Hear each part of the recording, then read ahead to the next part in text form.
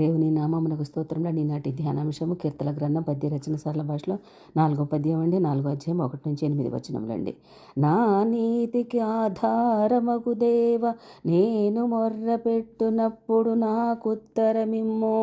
కష్టములలో నాకు విశాలత కలుగు చేసిన వాడవు నీవే గదా.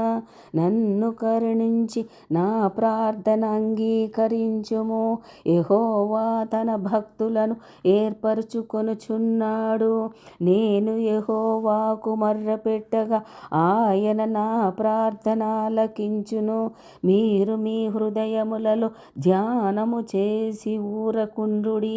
నీతియుక్తమైన బలులు అర్పించుచు యెహోవాను నమ్ముకొనుడి.